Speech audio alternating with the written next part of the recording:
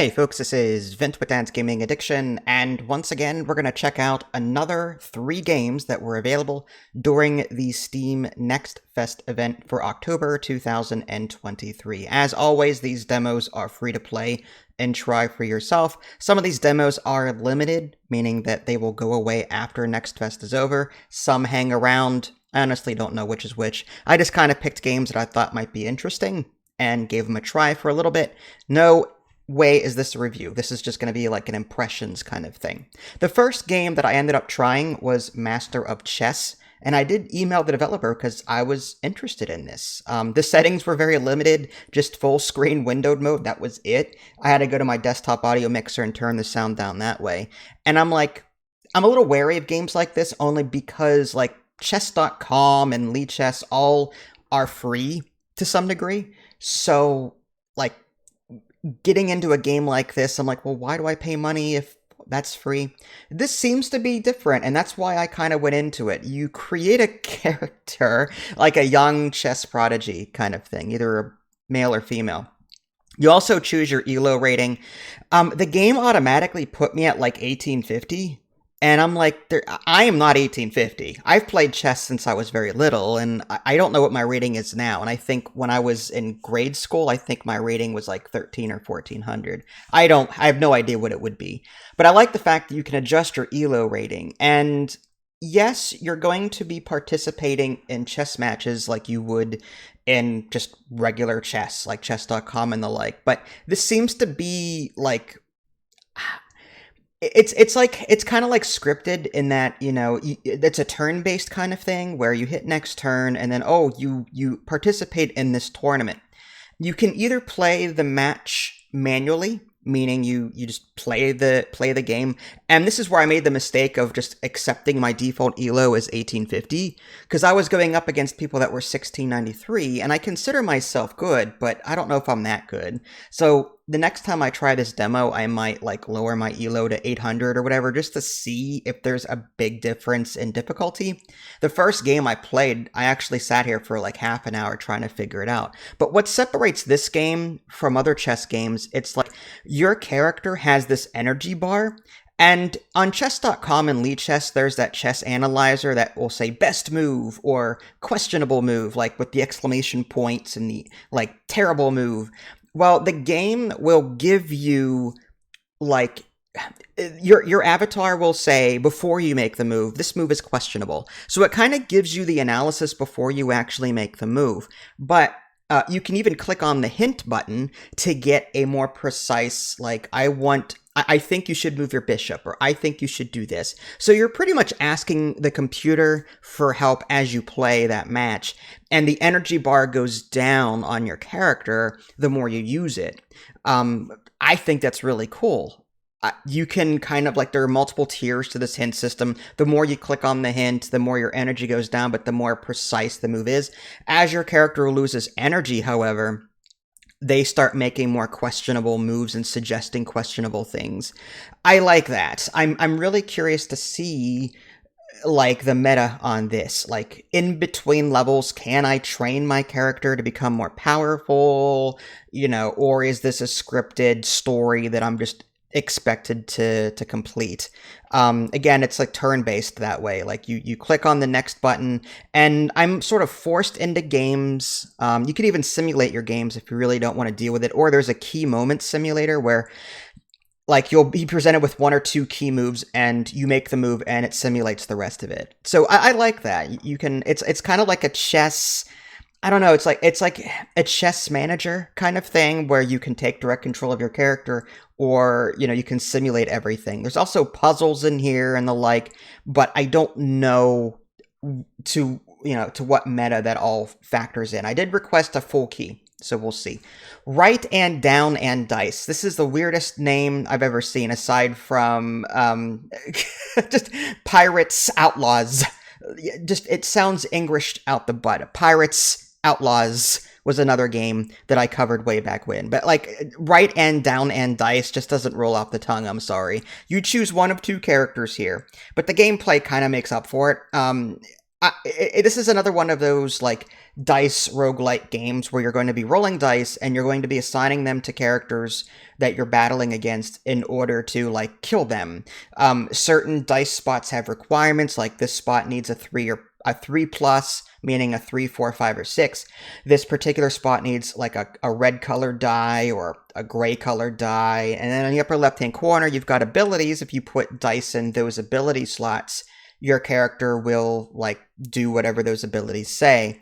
And like a typical roguelite, you're going to be going from encounter to encounter, just kind of getting stronger as you play. But I have to like stress that I was less impressed with this particular game than some of the other ones I've played. Like I played and demoed Spell Rogue recently. That game I think was far prettier than and more fluid and more attractive to me than this game is. I'm not counting it out. I'm simply saying I love my dice. I like dice and I like roguelites and I like stuff like this. But I think if I were to choose between the two, I think Spell Rogue has the upper hand. It just looks nicer. It seems like there's more to do.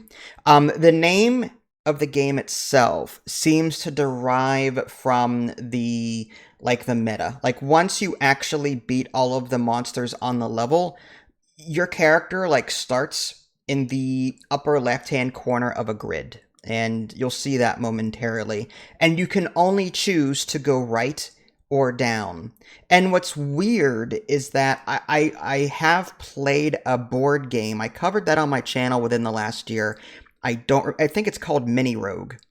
And in that game, you choose a character, and you start in the upper left, and it's a 3x3 grid even, I think. And you either choose to go right or down. It's kind of eerie that the game is very similar in that regard. It's like the developer has played that board game before, Mini Rogue, and is adapting it to this digital form, but changing enough to where it's not completely, different. So, or completely similar, I should say. But, that aside, I am intrigued by this, but I still think that if I had a choice between, say, this game and Spell Rogue, I think Spell Rogue would win hands down. The last game I wanted to quickly touch on was a game called Earthless. I didn't play this very long either, but I was interested because it's one of those card roguelite games where you go from location to location. You typically get so many mana per turn. In this case, it's energy. And what attracted me to it was the overall style. Like it's like one of those old-fashioned sci-fi space CRT games, but you choose a faction and then you choose a class of ship, and depending on the faction and your ship choice, you'll get different abilities at the start. That's typical of any roguelite, whether it be Slay the Spire, whatnot. You start off in one spot on the map and you get to choose where to go next. Again, very reminiscent of a roguelike card game. But you've also got this ship and a crew that you're managing. There's a inventory of cards. You've got a starting deck and you can add more to it. You can upgrade and craft more cards as you go. I didn't get too much into that. You can even recycle and get rid of old cards. There's a crew element to this, and the better their morale, the better effects that you get passively, and the worse their morale, the worse things that happen. So there's a morale system in this game for the crew that you have, which is something that a lot of card game deck builders don't offer. I just thought that was interesting. And from what I can tell, whenever you like upgrade a crew, they get happy. I don't know what else causes it because I didn't play the game for very long. I just thought that I like that idea where, rather than have one character that you're constantly upgrading, like in Slay the Spire, you've got your choice of like 5 different officers, I guess, and you can choose which one to level up. It's still similar, but it's different enough to warrant attention. The actual like battles, though, rather than it being like a 2D battle, you're on this grid, so positional and situational awarenesses are a thing. Enemies will still tell you what they're doing. If you like right click or hover over it, it'll tell you if they're going to move or attack you. and then you've got a hand of cards on the bottom, and on the left you've got so much energy. That's typical. I mean, every card has an energy cost in this game, just like in Slay the Spire. You play cards, you use this energy. You also have to manage heat in this game. Whenever you move around or use a card that requires heat, it'll just go up. And heat kind of restricts what you can do, but there are cards that you can play to reduce heat as well.